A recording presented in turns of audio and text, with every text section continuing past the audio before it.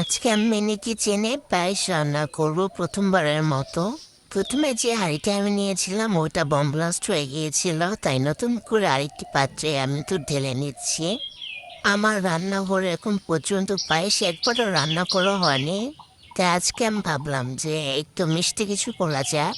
তো এখানে আমি সুন্দরভাবে পায়েসগুলো রান্না করে নিচ্ছি। আমি তেমন একটা পায়েস রান্না করতে পারি না, প্রথমবারের মতো করছি।